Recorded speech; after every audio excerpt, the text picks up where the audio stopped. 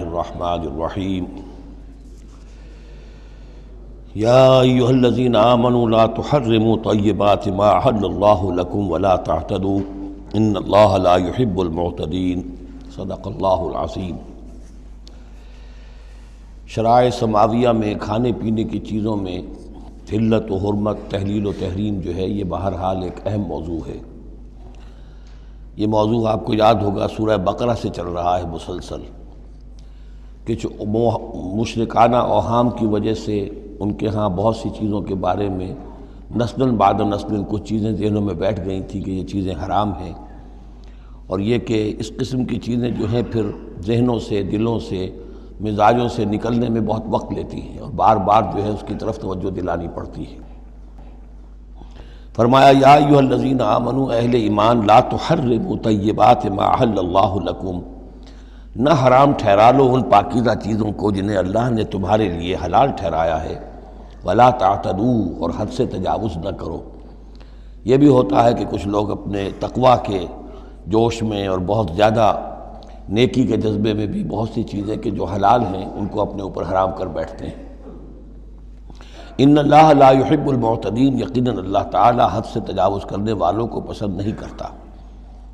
وَكُلُوا مِمَّا رَزَقَكُمُ اللَّهُ حَلَالًا طَيِّبًا، کھاؤ ان چیزوں میں سے جو تمہارے رب نے تمہیں دی ہیں، اللہ نے دی ہیں، جو حلال بھی ہیں طیب بھی ہیں، حلال ہوں قانونی طور پر، صاف ستھری ہوں، پاک ہوں۔ وَاتَّقُوا اللَّهَ الَّذِي أَنتُم بِهِ مُؤْمِنُونَ، اور اس اللہ کا تقوی اختیار کیے رکھو کہ جس پر تمہارا ایمان ہے۔ لا یؤاخذکم اللہ باللغو فی ایمانکم، یہ قسموں کے سلسلے میں سورہ بقرہ میں بھی بات آئی تھی، اب آخری حکم آ رہا ہے۔ اللہ تعالیٰ مواخذہ نہیں کرے گا تم سے تمہاری قسموں میں سے جو لغو ہوتی ہیں، بغیر کسی مقصد کے، بغیر کسی ارادے کے، واللہ باللہ تکیہ کلام کے طور پر استعمال کرنا، جو عربوں کی خاص عادت تھی اور آج تک ہے۔ تو اس کو ظاہر بات ہے کوئی نہیں سمجھتا کہ یہ قسم کھا رہا ہے، یہ تو گویا کہ ان کا تکیہ کلام ہے، تو اس پر مواخذہ نہیں ہے۔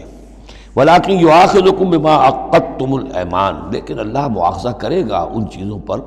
کہ جو تم نے قسم باندھی ہے، عقدتم، اب اس میں تاکید باب تفعیل ہے، پورے اہتمام کے ساتھ تم نے ایک بات طے کی ہے، اس پر قسم کھائی ہے۔ فَكَفَّارَتُهُ، اب اگر ایسی قسم کو توڑنا ہو تو اس کا ایک کفارہ ہے۔ فَكَفَّارَتُهُ إِطْعَامُ عَشَرَةِ مَسَاكِينَ مِنْ أَوْسَطِ مَا تُطْعِمُونَ أَهْلِيكُمْ، اس کو کھانا کھلانا ہے 10 مساکین کو، محتاج کو، وہ اوسط کھانا کہ جو تم اپنے گھر والوں کو کھلاتے ہو۔ او کسوتہم، یا پھر ان کو کوئی کپڑا دینا ہے۔ او تحریر رقبہ، یا تیسری شکل یہ ہے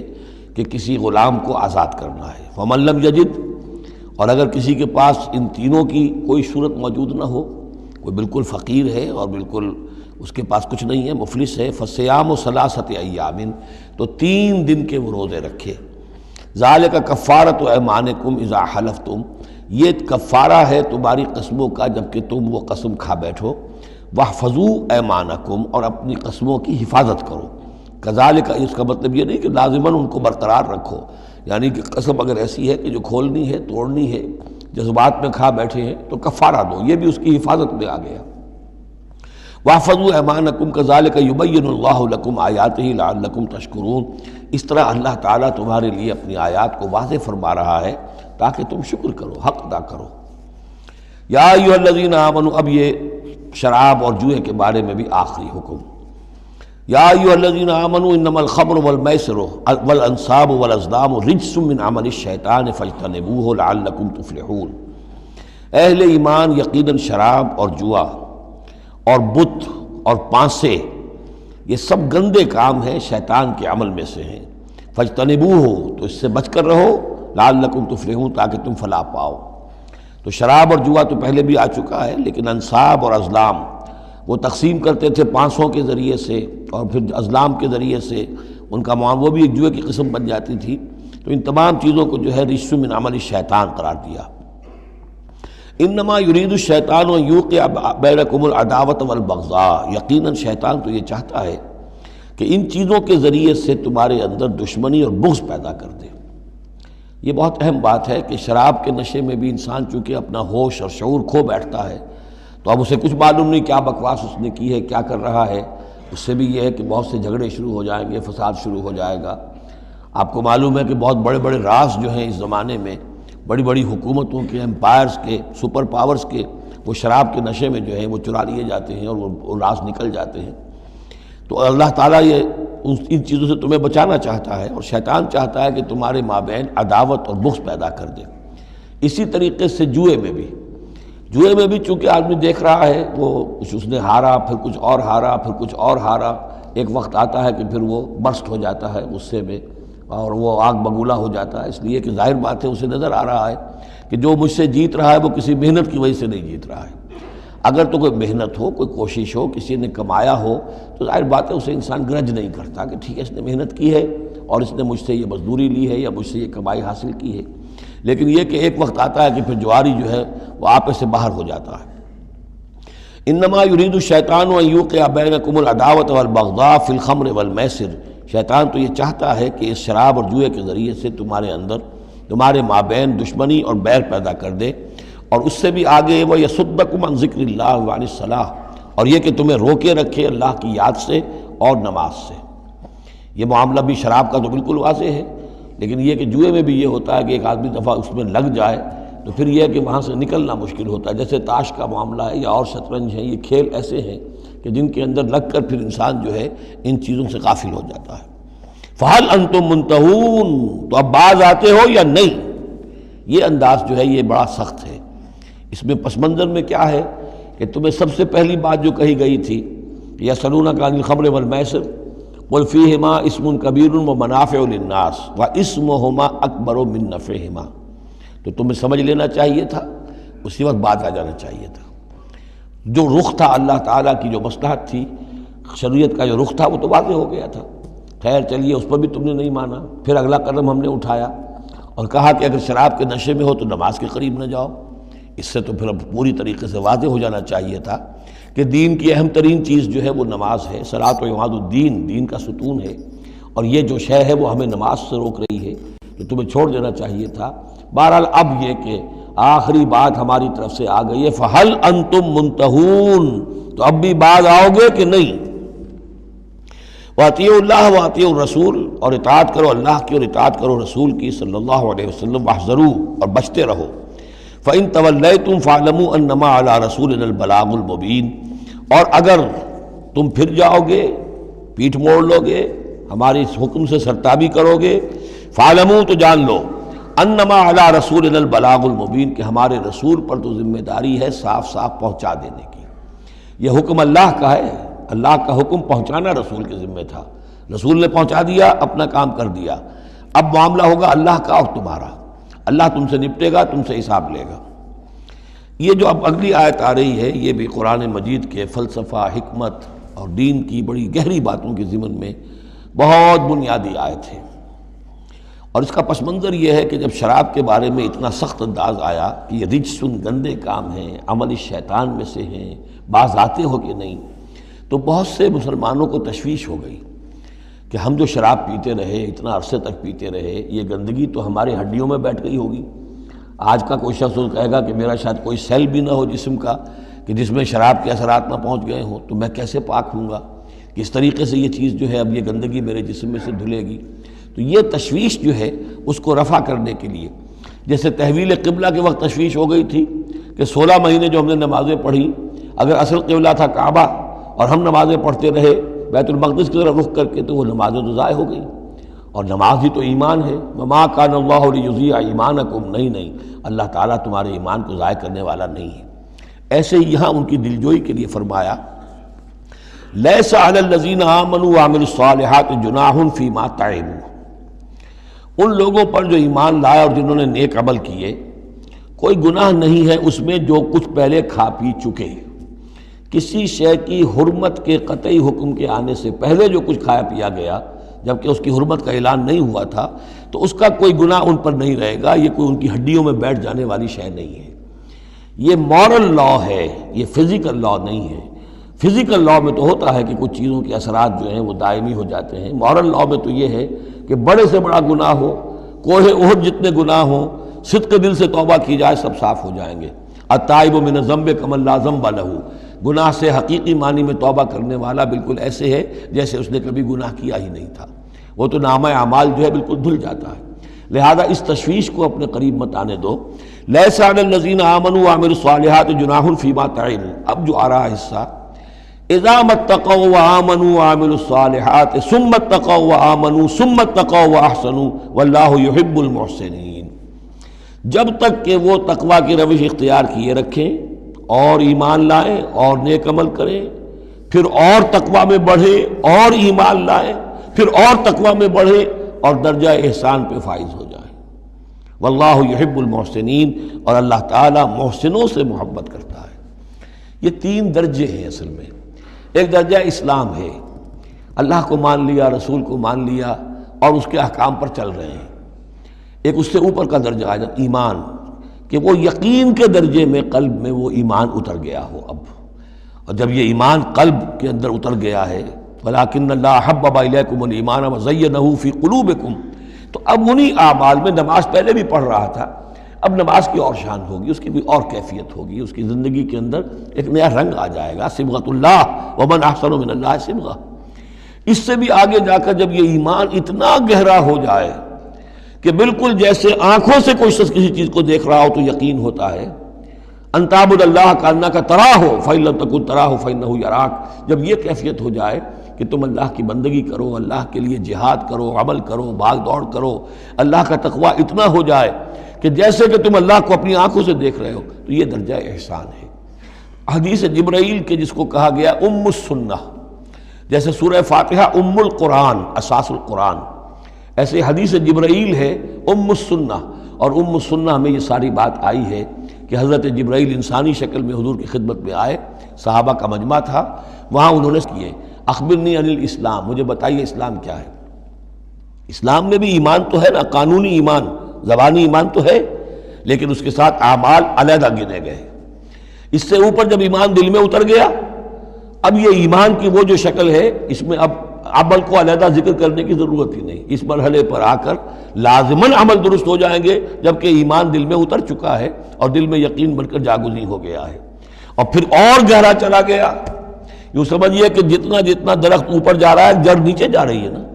جڑ اور ایمان کی گہری ہوئی، اسلام سے ایمان بن گیا، اور گہری ہوئی، اب یہ تیسری منزل احسان کی اس پر فائز ہو گئی۔ تو جب پوچھا گیا کہ اخبرنی عن الاحسان، اے نبی مجھے بتائیے احسان کیا ہے، تو آپ نے جواب دیا، اور یہ جواب تین روایتوں میں تین مختلف الفاظ میں ہے۔ ان تعمل للہ کانک تراہ، ان تخشى اللہ کانک تراہ، ان تعبد اللہ کانک تراہ فإن لم تکن تراہ فإنہ یراک، یہ تینوں میں ہے۔ اللہ کی بندگی، اللہ کی پرستش، اللہ کے لیے بھاگ دوڑ، اللہ کے لیے عمل، اللہ کے لیے جہاد، یہ انسان ایسی کیفیت سے سرشار ہو کر کر رہا ہو گویا کہ اپنی آنکھوں سے اللہ کو دیکھ رہا ہے۔ تو جب اللہ سامنے ہوگا تو کیسے کچھ ہمارے جذبات عبدیت ہوں گے، کیسی کیسی ہماری قلب کی کیفیات ہوں گی۔ اس دنیا میں بھی یہ کیفیت حاصل ہو سکتی ہے، لیکن یہ اگر بہت کم لوگوں کو حاصل ہو تو اس سے ایک نچلا درجہ بھی ہے احسان کا، کہ کم سے کم یہ بات ہر وقت مستحضر رہے کہ اللہ مجھے دیکھ رہا ہے۔ فَإِن لَمْ تَكُنْ تَرَاهُ فَإِنَّهُ يَرَاكَ۔ تو یہ تین درجے ہیں جو یہاں آئے، کہ ایک بیس لائن ہے لیس علی الذین آمنوا وعملوا الصالحات، یہ بیس لائن ہے، جناح فیما طعموا اذا ما اتقوا۔ اصل میں ایک کتاب مولانا مودودی صاحب کی ہے، تحریک اسلامی کی اخلاقی بنیادیں، اور بڑی اچھی کتاب ہے، اسلام، ایمان، احسان، لیکن ساتھ ہی تقوی، چار الفاظ انہوں نے لیے ہیں اور چار مراتب قرار دیے ہیں۔ اس میں سے تشریحات تو ساری ٹھیک ہیں، لیکن میں ترتیب کے اعتبار سے اس آیت کی روح سے میرے نزدیک اس میں ایک اصلاح کی ضرورت ہے۔ تقوی کوئی مقام نہیں ہے، تقوی وہ اسپرٹ ہے، ڈرائیونگ اسپرٹ، جو دھکا دیتی رہے گی اور اوپر اٹھائے گی۔ چنانچہ تقوی کی یہاں کی تکرار ہو رہی ہے کہ بیس لائن سے تقوی نے اوپر آپ کو کیا، اب آپ اذا ما اتقوا وآمنوا وعملوا الصالحات، آپ کے ایمان اور عمل صالح میں اور رنگ پیدا ہو گیا۔ ثم اتقوا، پھر تقوی اور بڑھا، تقوی نے آپ کو اور اوپر اٹھایا۔ ثم اتقوا وآمنوا، پھر اب وہ ایمان یقین والا ایمان حاصل ہو گیا۔ اب یہاں عمل صالح کے علیحدہ ذکر کی ضرورت ہی نہیں، جب دل میں ایمان اتر گیا تو حضور نے فرمایا کہ الا ان فی الجسد مضغۃ اذا صلحت صلح الجسد کلہ واذا فسدت فسد الجسد کلہ، تو اس کے حوالے سے اب پورا کا پورا جسم ٹھیک ہو جائے گا۔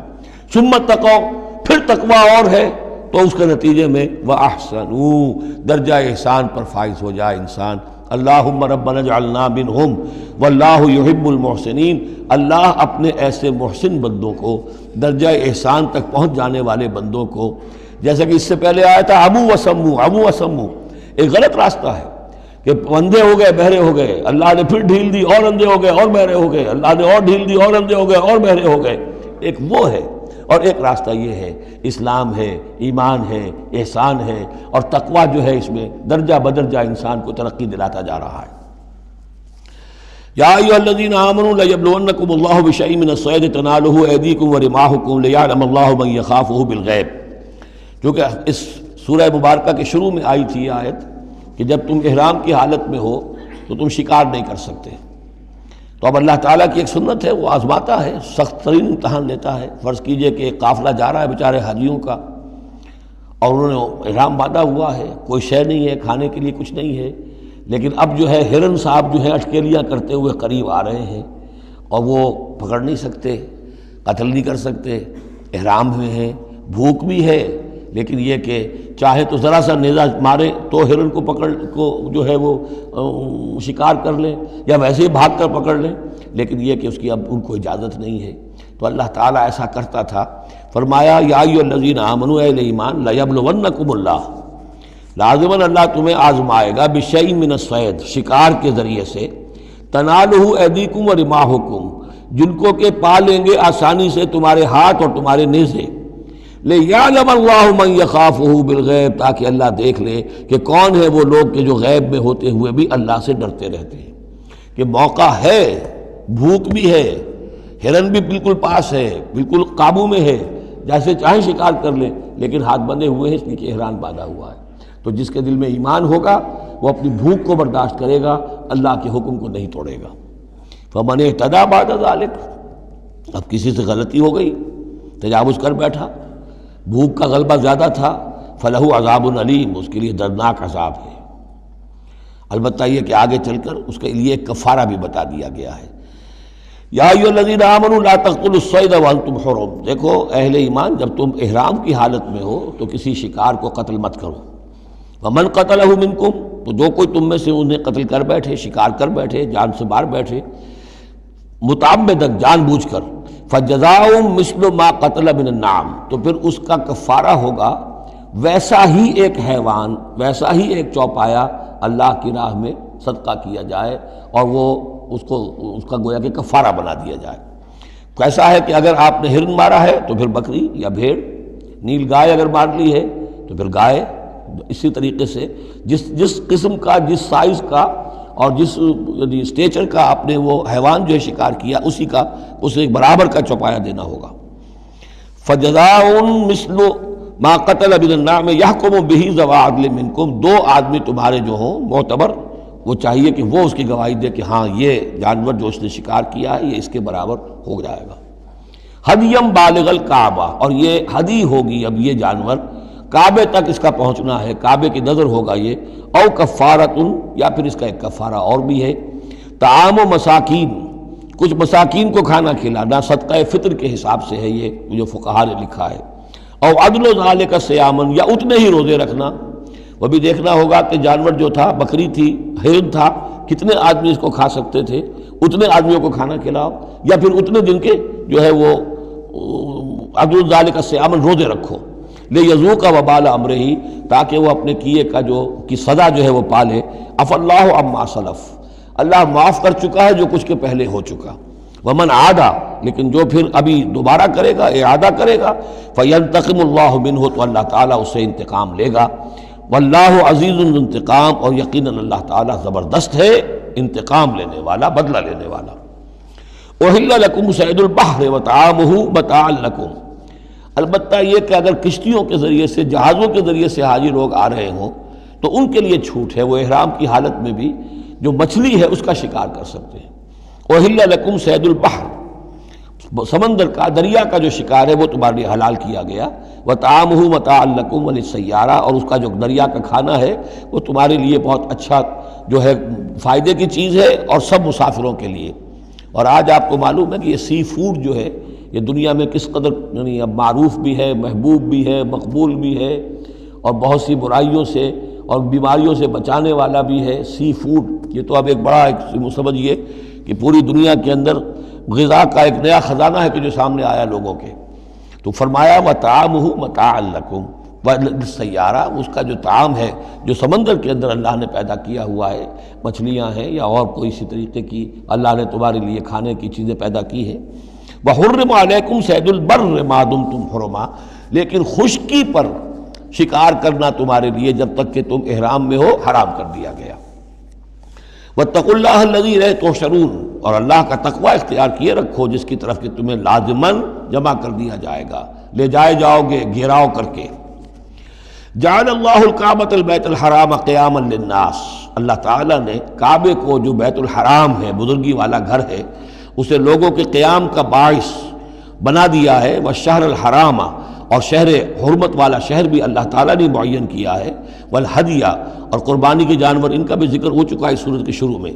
والقلائد، اور وہ جانور جن کے گلوں میں پٹے ڈال دیے گئے ہوں نشانی کے طور پر کہ یہ کعبے کے لیے ہدی کے جانور ہیں، یہ سب اللہ تعالیٰ کی طرف سے ہے، اس کی توثیق ہو رہی ہے۔ یعنی یہ کوئی تمہاری جاہلیت کی روایات نہیں ہیں، یہ چیزیں جو ہیں کعبے کی حرمت اور عظمت، اسی طریقے سے شہر حرام، اسی طریقے سے ہدی کے جانور، اور وہ کہ جن کے گلوں میں پٹے پڑے ہوئے ہوں ہدی کے جانور ہونے کے اعتبار سے۔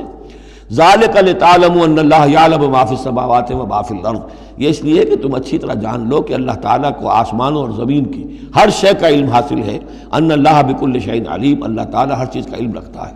اس کے مقابلے میں 4 چیزیں آئیں گی جو ان کے ہاں حرام ہو گئی تھی، ان کو پھر کہا جا رہا کہ اس کے لیے کوئی سند نہیں ہے کتاب میں موجود، وہ بعد میں آئیں گی۔ اعلموا ان اللہ شدید العقاب، جان لو کہ اللہ تعالیٰ سزا دینے میں بہت سخت ہے۔ وان اللہ غفور الرحیم، اور اللہ غفور الرحیم بھی ہے،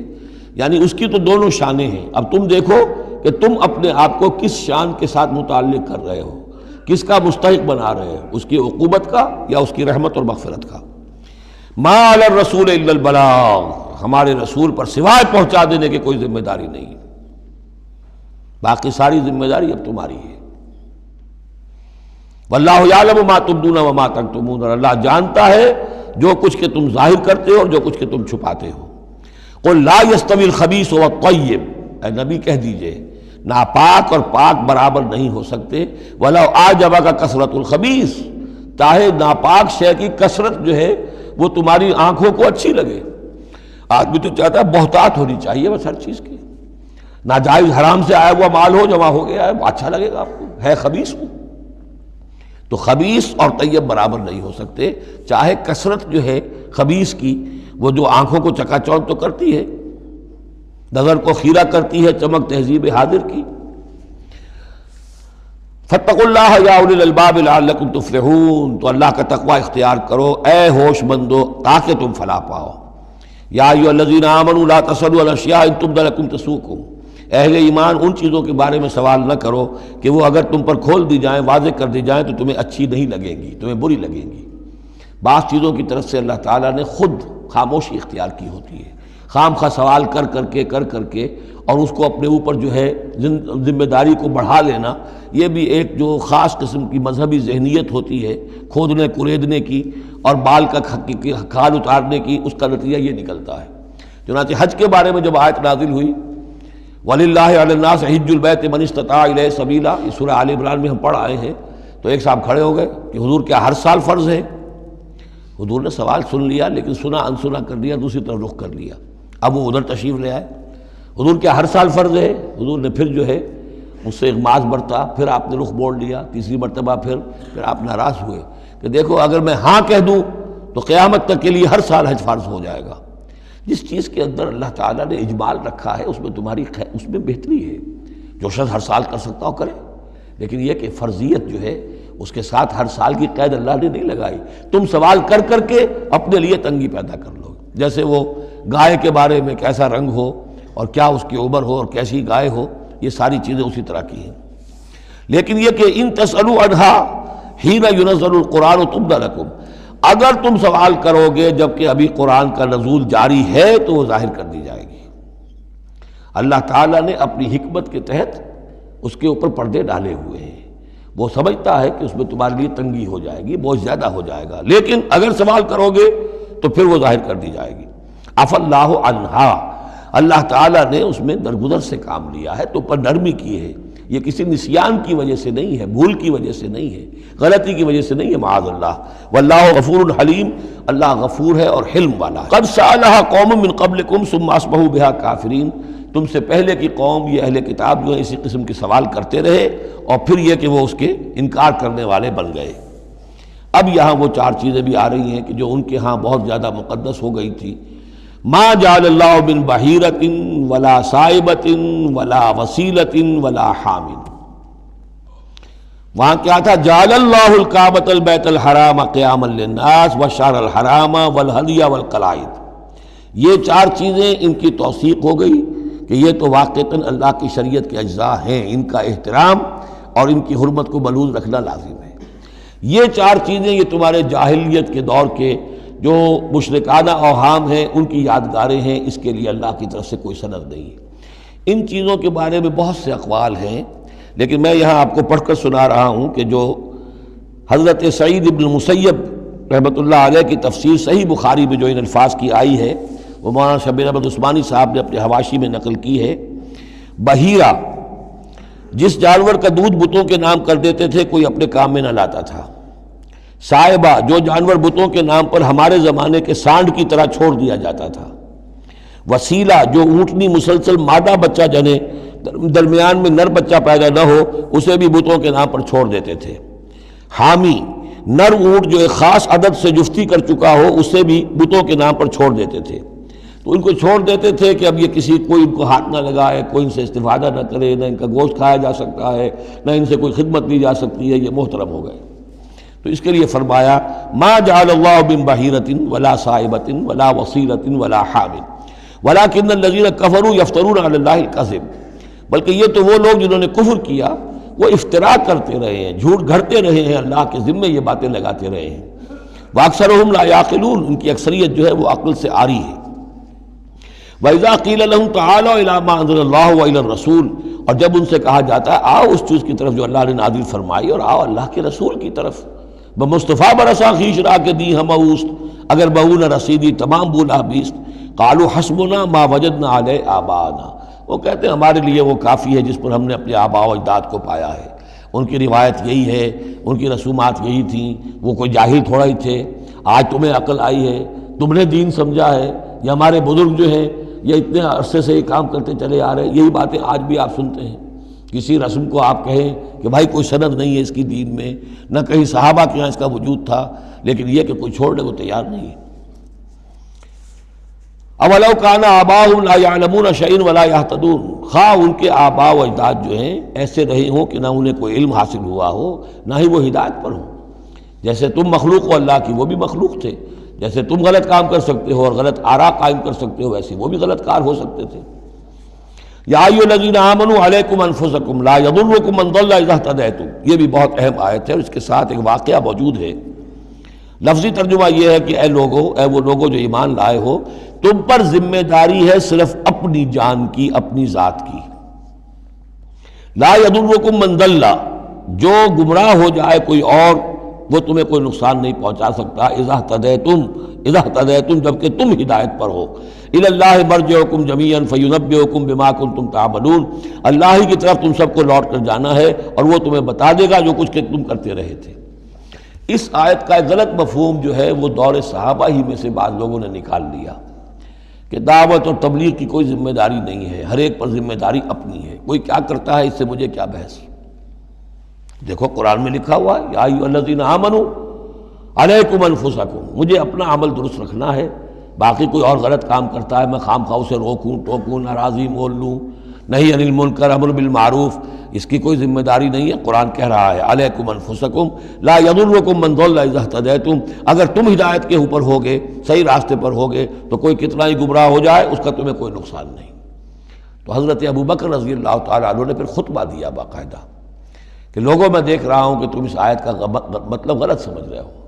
مطلب تو یہ ہے کہ تمہاری ساری تبلیغ اور کوشش امر بالمعروف نہی عن المنکر کے باوجود کوئی شخص گمراہ رہتا ہے تو اس کا تم پر کوئی وبال نہیں۔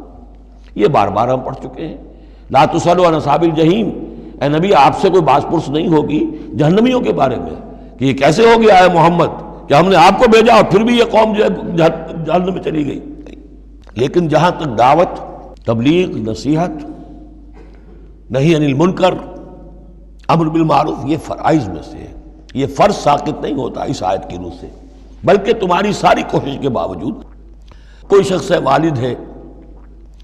بچہ فرض کیجئے اس کا کہیں آوارہ ہو گیا ہے، اپنی امکانی حد تک کوشش کیے جا رہا ہے، نہیں بچہ راستے پر آ رہا، تو ظاہر بات ہے کہ اللہ کے ہاں اگر اس نے پوری کوشش کی ہے، جد و جہد کی ہے، کوئی کوتاہی نہیں چھوڑی ہے اس میں، تو اب اس کا وبال اس پر تو نہیں آئے گا، لیکن اپنا فرض ادا کرنا لازم ہے۔ یا ایھا الذین آمنوا علیکم انفسکم لا یضرکم من ضل اذا اہتدیتم الی اللہ مرجعکم جمیعا فینبئکم بما کنتم تعملون، تو تم سب کو لوٹ کر جانا ہے اللہ ہی کی طرف، اور پھر وہ تمہیں جتلا دے گا جو کچھ کہ تم کرتے رہے تھے۔ یا ایھا الذین آمنوا شہادۃ بینکم اذا حضر احدکم الموت حین الوصیۃ اثنان ذوی عدل منکم،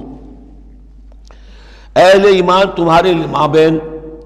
شہادت کا نصاب، جبکہ تم میں سے کسی کی موت کا وقت آ جائے اور وہ وصیت کر رہا ہو تو دو معتبر اشخاص کا ہونا چاہیے۔ جو وصیت کر رہا ہے،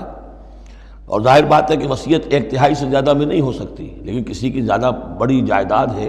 تو ایک تہائی کی بات بھی تو بڑی ہو سکتی ہے، تو وصیت کے وقت دو گواہ ضرور بنا لو کہ یہ وصیت کی گئی۔ او آخران من غیرکم، اور وہ جو گواہ ہیں وہ تمہارے لوگوں میں سے ہونے چاہیے، خاندان میں سے، اس آبادی میں سے، قبیلے میں سے، جو معروف ہوں، جانتے ہوں۔ او آخران من غیرکم، لیکن ایک شکل ہو سکتی ہے، ان انتم ضربتم فی الارض، اگر تم زمین میں سفر پر نکلے ہوئے ہو اور وہاں موت کی، فاصابتکم مصیبت الموت، وہاں سفر کی حالت میں تم پر موت کا یہ واقعہ جو ہے یہ واقع ہو جاتا ہے، یہ مصیبت موت واقع ہو جاتی ہے، اس صورت میں او آخران من غیرکم، تو دو گواہ ہو سکتے ہیں، وہ تمہارے غیر بھی ہو سکتے ہیں، کسی غیر قوم کے، غیر قبیلے کے، لیکن یہ کہ بہرحال جب عام حالات میں اپنے گھر میں، اپنی بستی میں، اپنے خاندان ہی میں رہتے ہوئے جب کہ کوئی شخص انتقال کر رہا ہے تو اسے وصیت میں گواہ اپنے لوگوں میں سے، رشتہ داروں میں سے، قرابت داروں میں سے دو معتبر آدمیوں کو بنانا چاہیے۔ تحبسونہما من بعد الصلاۃ، اب اس کے بعد جب یہ کہ اس کا انتقال ہو گیا تو اب یہ کہ وصیت کا مسئلہ آئے گا، لوگ پوچھیں گے کیا واقعی یہ وصیت جو ہے اس شخص کی ہے؟ تو اب ان دونوں کو روکو، کھڑا کرو، من بعد الصلاۃ، نماز کے بعد، مسجد ہے، نماز پڑھی ہے، اب وہ دونوں کھڑے ہو جائیں، فیقسمان باللہ، پھر انہیں چاہیے کہ اللہ کی قسم کھائیں، ان ارتبتم، اگر تمہیں کوئی ان کے بارے میں شک ہو کہ کہیں یہ وصیت کو بدل نہ دیں، کہیں ان سے غلطی نہ ہو جائے، تو ان سے قسم کھلوا لو، حلف کی بنیاد پر وہ اپنا جو ہے وہ وہاں پر شہادت دیں گے، اور پھر انہیں کہنا چاہیے لا نشتری بہ ثمنا، ہم اس کی کوئی قیمت وصول نہیں کریں گے، کوئی ناجائز فائدہ اس سے نہیں اٹھائیں گے، ولو کان ذا قربا، چاہے کوئی قرابت داری کا معاملہ ہو، کسی کے حق میں ہم کوئی ناانصافی نہیں کریں گے، ولا نکتم شہادت اللہ، اور نہیں ہم چھپائیں گے اللہ کی گواہی کو۔ اب گواہی جو ہے اتنی عظیم شے ہے کہ شہادت اللہ کہا گیا، اللہ کی گواہی، اللہ کی طرف سے امانت ہے۔ انا اذا لمن العاصمین، اگر ہم ایسا کریں گے تو ہم یقیناً گناہ گار ہوں گے۔ فإن عثر على أنهما استحقا اسما، پھر اگر یہ خبر ہو، یہ شک ہو، یہ اطلاع ملے کہ ان دونوں نے تو گناہ کمایا ہے، جھوٹ بولا ہے، حلفیہ بیان بھی غلط دیا ہے، وصیت میں ترمیم کی ہے، وصیت کو بدل دیا ہے، اس کے باوجود کہ نماز کے بعد حلف اٹھا کر یہ بات کر رہے ہیں، آخر انسان ہے، ہر معاشرے میں ہر طرح کا انسان ہر وقت موجود رہتا ہے۔ فآخران یقومان مقامہما، تو اب دو اور لوگ کھڑے ہوں جو کہ ان کی جگہ پر اب کھڑے ہوں، من الذین استحق علیہم الاولیان، کہ جن کے حق کو تلف کیا ہے ان پہلوں نے، وہ کھڑے ہوں گے اب کہ ہمارا حق یہ لوگ تلف کر رہے ہیں، وصیت کے اندر انہوں نے خیانت کی ہے۔ فیقسمان باللہ، اب وہ قسم کھائیں گے اللہ کی، لشہادتنا احق من شہادتہما، ہماری گواہی زیادہ حق ہے، برحق ہے، صحیح ہے، درست ہے ان کی گواہی سے، وما اعتدینا، اور ہم نے ہرگز کوئی زیادتی نہیں کی ہے، انا اذا لمن الظالمین، یقیناً اس صورت میں ہم ظالم ہوں گے۔ ذالک ادنا، یہ طریقہ کار قریب تر ہے اس سے، ان یاتوا بالشہادۃ علی وجہہا، کہ لوگ شہادت کو بالکل صحیح فیس ویلیو پر پیش کریں، کیونکہ انہیں یہ معلوم ہوگا کہ ہم نے جھوٹی قسم کھا بھی لی، تب بھی جو دوسرا فریق ہے وہ بھی اگر قسم اٹھا گیا تو ہماری وہ جھوٹی قسم جو ہے وہ بھی ضائع ہو جائے گی، لہذا وہ پھر اس کی ہمت نہیں کریں گے۔ یہی معاملہ ہے کہ جو آئے گا، اگر کوئی کسی شخص کو اپنی بیوی کے اوپر شک ہے، شک کیا اس نے دیکھا ہے بدکاری کرتے ہوئے، تو وہ اگر 4 مرتبہ قسم کھا کر کہے کہ جو میں کہہ رہا ہوں میں نے دیکھا ہے اور اس نے یہ بدکاری کی ہے، تو وہ 4 گواہوں کے برابر ہو جائے گی ایک شخص کی گواہی۔ لیکن یہ کہ اس کا جواب بھی یہ ہے کہ بیوی بھی اگر 4 مرتبہ قسم کھا کر کہہ دے کہ یہ جھوٹ بول رہا ہے، مجھ پر تہمت لگا رہا ہے، تو اس کی جو گواہی ہے وہ ساقط ہو جائے گا۔ تو یہ دونوں طرف سے اللہ تعالیٰ نے بیلنس کیا ہے کہ تاکہ یہ دونوں امکانات موجود رہیں۔ ذالک ادنیٰ ان یاتوا بالشہادۃ علی وجہہا، یہ قریب تر ہے، اس سے مناسب تر ہے کہ لوگ گواہی جو ہے وہ صحیح شکل میں پیش کریں، اور یخافوا ان ترد ایمان بعد ایمانہم، کہ انہیں یہ خوف رہے کہ قسمیں جو ہیں لوٹا دی جائیں گی، الٹی کر دی جائیں گی ان کی قسموں کے بعد۔ واتقوا اللہ واسمعوا، اور ڈرتے رہو اور سنتے رہو اور سن رکھو، واللہ لا یہدی القوم الفاسقین، اللہ ایسے فاسقوں کو ہدایت نہیں دیتا۔ اب یہ آخری 2 رکوع جو ہے سورہ مبارکہ کے، اس میں جو ایک نقشہ کھینچا گیا ہے وہ حضرت مسیح علیہ السلام اور ان کے ساتھ اللہ تعالیٰ کا ایک مخاطبہ اور مکالمہ قیامت کے دن کا، اور اس کے پس منظر میں یہ گویا کہ پوری ایک داستان ایک نئی شان سے سامنے آتی ہے۔ یوم یجمع اللہ الرسل، اس دن کا تصور کرو جس دن اللہ تعالیٰ تمام رسولوں کو جمع کرے گا۔ فیقول ماذا اجبتم، اور پوچھے گا آپ لوگوں کو کیا جواب ملا تھا، آپ کی قوموں نے کیا معاملہ کیا آپ کے ساتھ۔ قالوا لا علم لنا، وہ کہیں گے ہمیں کچھ معلوم نہیں، اللہ تعالیٰ کی جناب میں زبان کھولنے سے بچیں گے۔ انک انت علام الغیوب، اللہ تو سب کچھ جاننے والا ہے، غیبوں کا جاننے والا ہے، علام الغیوب ہے، تمام چھپی باتوں کا جاننے والا ہے، تیرے تجھ پر منکشف ہے۔ اذ قال اللہ یا عیسی ابن مریم، اب خاص پیشی جو ہے وہ ہو رہی ہے حضرت عیسیٰ ابن مریم کی۔ وہ دنیا میں پوجے گئے، اللہ کے بیٹے بنائے گئے، ثالث و ثلاثہ قرار دیے گئے، لہذا اب ان کو جو شرمندگی اٹھانی پڑے گی اللہ تعالیٰ کے سامنے، اس کا نقشہ کھینچا گیا ہے۔ اذ قال اللہ یا عیسی ابن مریم اذکر نعمتی علیک، اور جب کہے گا اللہ تعالیٰ کہ اے مریم کے بیٹے عیسیٰ ذرا میرے ان انعامات کو یاد کرو جو تم پر ہوئے، وعلی والدتک، اور تمہاری والدہ پر ہوئے، اذ ایدتک بروح القدس، جبکہ میں نے تمہیں مدد پہنچائی، تائید کی تمہاری روح القدس سے، جبرائیل کے ذریعے سے، تکلم الناس فی المہد وکہلا، تم نے گفتگو کی لوگوں کے ساتھ، پگھوڑے میں بھی، گود میں بھی، انفینسی میں بھی، اور کہلن، اور پوری طریقے سے جوان اور پورے طریقے سے ایک ایڈلٹ کی حیثیت سے بھی۔ وَإِذْ عَلَّمْتُكَ الْكِتَابَ وَالْحِكْمَةَ وَالتَّوْرَاةَ وَالْإِنْجِيلَ، اب وہ الفاظ آگے آل عمران والے، اور یاد کرو ہمارے اس احسان کو جب میں نے تمہیں سکھائی کتاب بھی اور حکمت بھی، یعنی تورات بھی اور انجیل بھی، درمیان کا واو یعنی کے معنی میں آئے گا، واو تفسیر۔ وَإِذْ تَخْلُقُ مِنَ الطِّينِ كَهَيْئَةِ الطَّيْرِ بِإِذْنِي، اور یاد کرو جب کہ تم بناتے تھے گارے سے پرندے کی ایک شکل میرے حکم سے، فَتَنفُخُ فِيهِ فَتَكُونُ طَيْرًا بِإِذْنِي، پھر تم اس میں پھونک مارتے تھے تو وہ ایک اڑتا ہوا پرندہ ہو جاتا تھا میرے حکم سے۔ وَتُبْرِئُ الْأَكْمَحَ وَالْأَبْرَصَ بِإِذْنِي، اور تم اچھا کر دیتے تھے مادرزاد اندھے کو بھی اور کوڑھی کو بھی میرے حکم سے۔ وَإِذْ تُخْرِجُ الْمَوْتَىٰ بِإِذْنِي، اور جب کہ تم مردے کو کھڑا کر دیتے تھے، چلنے والا بنا دیتے تھے، بِإِذْنِي، میرے حکم سے۔ وَإِذْ كَفَفْتُ بَنِي إِسْرَائِيلَ عَنْكَ، اور یاد کرو میرے اس احسان کو کہ میں نے بنی اسرائیل کے ہاتھ روک لیے تم سے، ان کے ہاتھ تم تک نہیں پہنچنے دیے۔ یہ وہی واقعہ ہو گیا کہ حضرت مسیح گرفتار نہیں ہوئے۔ حضرت مسیح کو عین اس وقت جب کہ وہ پولیس والے داخل ہوئے باغ میں، 4 فرشتے اترے ہیں اور لے کر آسمان پر چلے گئے۔ وَإِذْ كَفَفْتُ بَنِي إِسْرَائِيلَ عَنْكَ، میں نے ہاتھ روکے رکھے بنی اسرائیل کے تجھ سے۔ اِذْ جِئْتَهُم بِالْبَيِّنَاتِ، جب تم ان کے پاس آئے کھلے معجزوں کے ساتھ۔ فقال الذين كفروا منهم، تو کہا ان لوگوں نے جنہوں نے ان میں سے کفر کیا، ان هذا الا سحر مبین، نہیں ہے یہ تو بالکل کھلا یقیناً، ان هذا الا نہیں ہے یہ مگر کھلا جادو۔ وَإِذْ أَوْحَيْتُ إِلَى الْحَوَارِيِّينَ، اور پھر ذرا یاد کرو میرے اس احسان کو کہ میں نے اشارہ کر دیا، دل میں ڈال دیا وحی کی حواریین کی طرف۔ یہ وحی خفی، حواریین کو ظاہر بات ہے وحی جلی جو ہے، وحی نبوت تو نہیں آ سکتی، لیکن جیسے کہ شہد کی مکھی کے لیے وحی کا لفظ آ گیا ہے، آسمانوں کو وحی کی اللہ تعالیٰ نے، تو یہ وحی خفی ہے۔ وَإِذْ أَوْحَيْتُ إِلَى الْحَوَارِيِّينَ، اور جب میں نے اشارہ کیا، الہام کر دیا حواریین کو، ان آمنوا بی و برسولی، ایمان لاؤ مجھ پر بھی اور میرے رسول پر بھی۔ قالوا آمنا واشہد باننا مسلمون، اور انہوں نے کہا کہ ہم ایمان لائے اور اے عیسیٰ آپ بھی گواہ رہیے کہ ہم اللہ کے فرما برداروں میں سے ہیں۔ اذ قال الحواریون، اور ذرا یاد کرو اس واقعے کو جب کہ حواریین نے یہ کہا، یا عیسیٰ ابن مریم، اے عیسیٰ مریم کے بیٹے، حل تستطیع ربک، کیا آپ کے رب کو یہ قدرت حاصل ہے، ان ینزل علینا مائدۃ من السماء، کہ ہم پر آسمان سے ایک دسترخوان اتر آئے۔ قال اتقوا اللہ ان کنتم مؤمنین، تو عیسیٰ نے کہا کہ اللہ کا تقوی اختیار کرو اگر تم ایمان رکھتے ہو، ایسی دعائیں نہیں کرنی چاہیے، ایسے مطالبے نہیں کرنے چاہیے۔ قالوا نرید ان ناکل منہا، انہوں نے کہا نہیں، ہم چاہتے ہیں کہ آسمان سے ایک خوان اترے اور اس میں ہمارے لیے غذا ہو اور ہم اس میں سے کھائیں،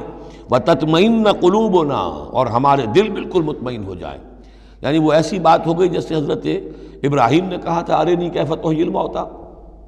اس طرح کا کوئی مشاہدہ وہ بھی مانگ رہے تھے۔ وَنَعْلَمَ، اور ہمیں یہ معلوم ہو جائے پوری طریقے سے، ان قد صدقتنا، کہ آپ نے جو باتیں بھی ہم سے کہی ہیں بالکل سچی ہیں، کسی شک و شبے کی کوئی گنجائش نہیں۔ وَنَكُونَ عَلَيْهَا مِنَ الشَّاهِدِينَ، اور ہم ان تمام باتوں پر پورے گواہ بن جائیں، ہمیں وہ یقین کامل حاصل ہو جائے کہ پھر ہم آپ کی جانب سے جب تبلیغ کریں لوگوں کے اندر تو ہمارے اپنے دل میں کہیں کسی شک و شبے کا کوئی کانٹا چبھا ہوا باقی نہ رہ گیا ہو۔ قال عیسیٰ ابن مریم، تو اس پر حضرت عیسیٰ ابن مریم نے دعا کی، اللہم ربنا انزل علینا مائدۃ من السماء، اے اللہ، اے ہمارے رب، اتار دے ہم پر ایک دسترخوان، ایک خوان بھرا ہوا آسمان سے، تکون لنا عیدن، وہ ہمارے لیے ایک عید بن جائے گا، جشن کی بات ہو جائے گی، آسمان سے خاص تیرے ہاں سے کھانا ہمارے لیے آئے، لأولنا وآخرنا، ہمارے پہلوں کے لیے بھی پچھلوں کے لیے بھی، وآیۃ منک، اور ایک نشانی بن جائے گی تیری جانب سے، وارزقنا، اور ہمیں رزق عطا فرما، وانت خیر الرازقین، اور یقیناً تو بہترین رزق دینے والا ہے۔ قال اللہ نے جواباً ارشاد فرمایا، انی منزلها علیکم، ٹھیک میں نازل کر دوں گا وہ تم پر،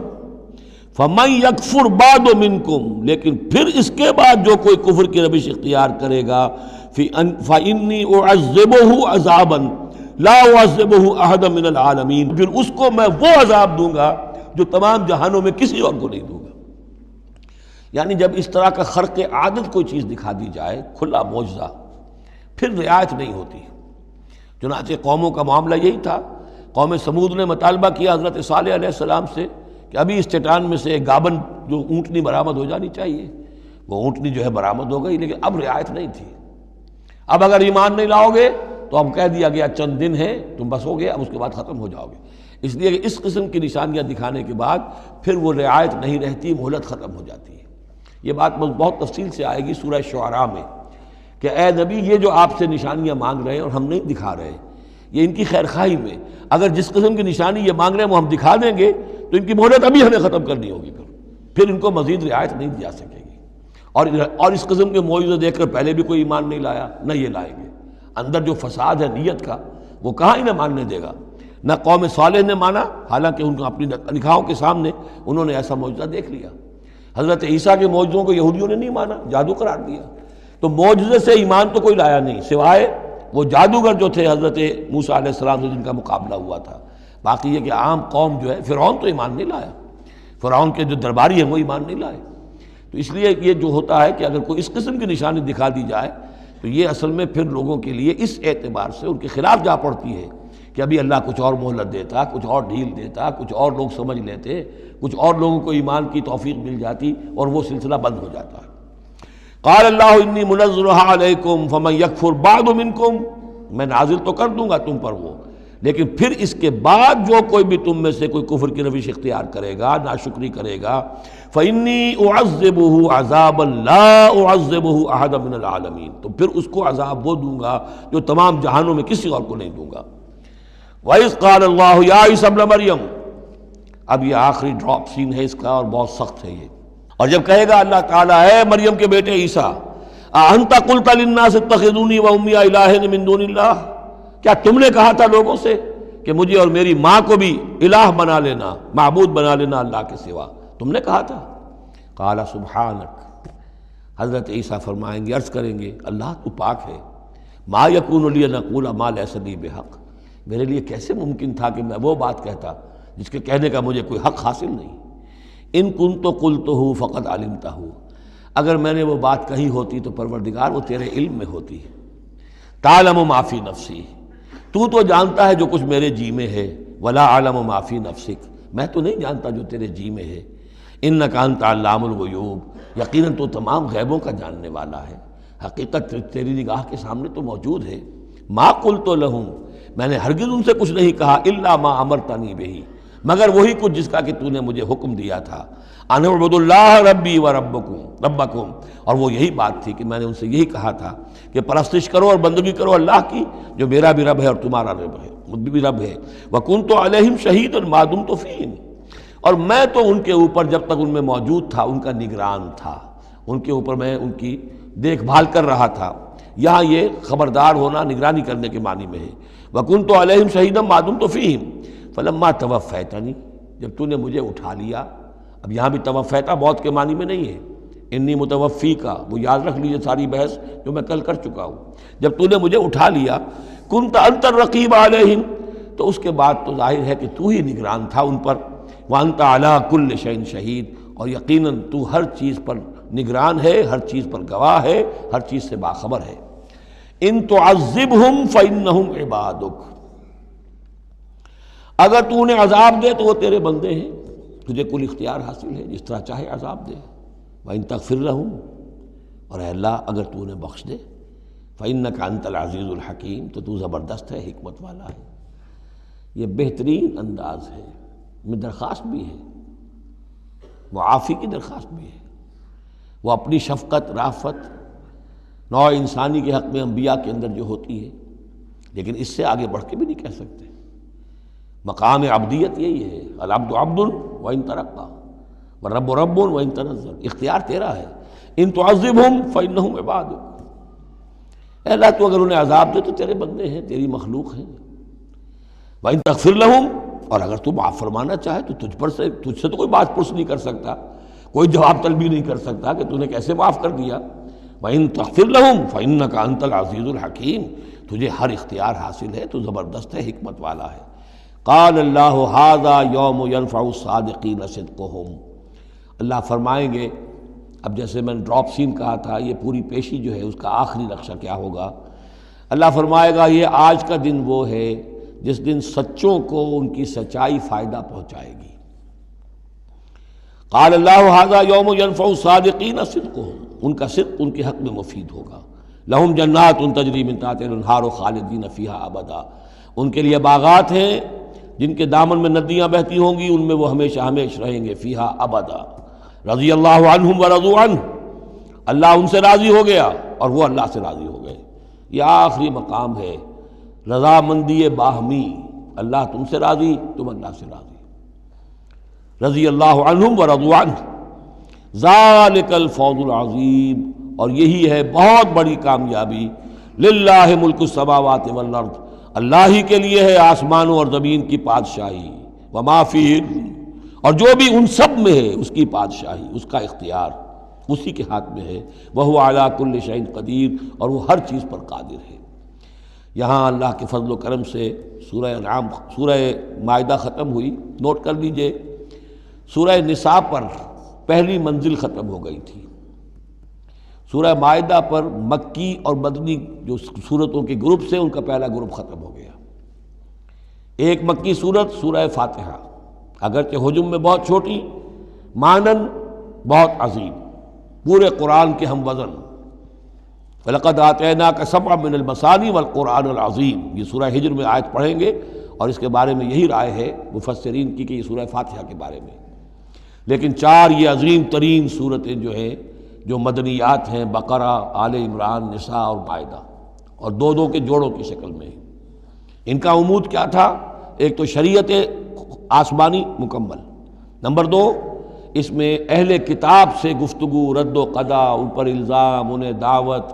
وہ سارا جو کچھ تھا، ان کی غلط باتوں پر تنقید، ان کی غلط عقائد کی نفی،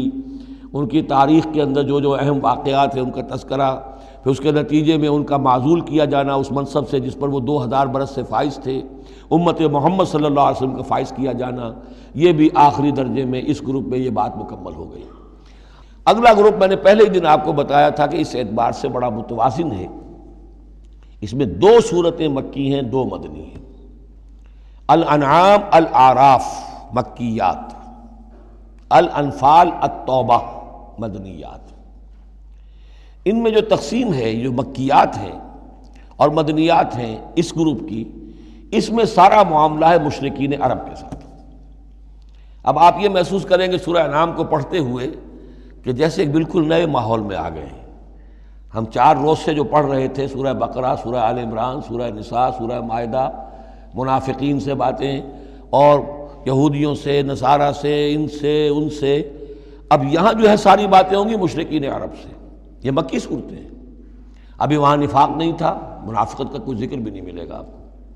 ابھی اہل کتاب کا تذکرہ تو آپ کو مل جائے گا سورہ انعام کے اندر، سورہ اعراف میں، لیکن کوئی ان سے گفتگو نہیں، کوئی براہ راست خطاب نہیں۔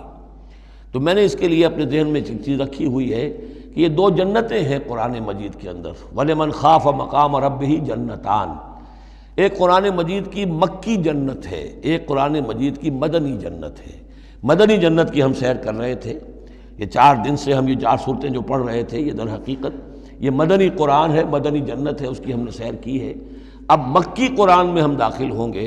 اور اس میں یہ جو 2 صورتیں ہیں یہ حضور کے جو قیام مکہ کا دور ہے اس کے تقریباً آخری زمانے کی ہیں۔ یہ گویا کہ اس اعتبار سے مشرکین جو تھے عرب کے اور جو بنی اسماعیل تھے ان پر اتمام حجت اسی طور سے جس طور سے کہ اہل کتاب پر اتمام حجت ہے ان مدنی صورتوں میں، اسی طور پر مشرکین عرب پر، بنی اسماعیل پر اتمام حجت ان 2 صورتوں میں ہے۔ پھر ان میں ایک بڑی پیاری تقسیم ہے۔ مکی صورتوں میں چونکہ ظاہر بات ہے کہ اہم ترین مضمون ایمان کا ہوتا ہے، اللہ کو مانو، اللہ کی نعمتوں کا اقرار کرو، اللہ کے رسول کو مانو، اور ان میں جو استدلال ہوتا ہے وہ شاہ ولی اللہ دہلوی رحمۃ اللہ علیہ کی اصطلاحات کے حوالے سے آپ کو بتا رہا ہوں کہ 2 طریقے سے اللہ تعالیٰ توحید کی طرف لوگوں کو لاتا ہے۔ التذکیر بآلاء اللہ، اللہ کے احسانات، اللہ کی عظمت، اللہ کی نشانیاں، اللہ کی قدرت، اللہ کی صناعیاں، یہ تو آیات آفاقیہ، آیات انفسیہ، اور اللہ کے احسانات تم پر، ان کی نعمتوں کا تذکرہ، اس کو کہتے ہیں التذکیر بآلاء اللہ، اللہ کے احسانات اور اس کی قدرت کے جو کرشمے ہیں ان کے حوالے سے یاد دہانی، تذکیر۔ اللہ تعالیٰ کا ایمان ہمارے اندر ہے، ڈورمنٹ ہے، بالقوہ ہے، سویا ہوا ہے، اسے جگانے کے لیے یہ آیات قرآنیہ آتی ہیں، اسے ایکٹیویٹ کرنے کے لیے وہ پوٹینشیل ایمان ایکچوئل ایمان بن جائے، لیکن اس کے لیے تذکیر ہے، یاد دہانی۔ اس تذکیر کا ایک پہلو ہے التذکیر بآلاء اللہ، اللہ کی نعمتوں، اس کی صناعیوں، اس کی قدرتوں کے حوالے سے اللہ کی ایمان کی دعوت۔ ایک ہے التذکیر بایام اللہ، اللہ کے دنوں کے حوالے سے۔ اللہ کے دنوں میں سب سے بڑے دن وہ ہیں جن میں اللہ تعالیٰ نے بڑی بڑی قوموں کو تہس نہس کر دیا۔ پوری قوم نوح غرق کر دی گئی، پوری قوم عاد برباد کر دی گئی، نسیا منسیہ، پوری قوم سمود ختم کر دی گئی، چند ساتھی اہل ایمان اور وقت کے رسول بچا لیے گئے۔ ایک کشتی پر حضرت نوح اور ان کے ساتھی، محدود چند اہل ایمان، باقی پوری نوع انسانی اس وقت تک اتنی ہی تھی، ختم ہو گئی۔ اس طرح قوم عاد پوری ختم ہو گئی، حضرت ہود اور چند لوگ بچا لیے گئے۔ قوم سمود پوری ختم ہو گئی، حضرت صالح اور چند اہل ایمان بچا لیے گئے۔ قوم شعیب پوری ختم ہو گئی، مدین کے لوگ، صرف حضرت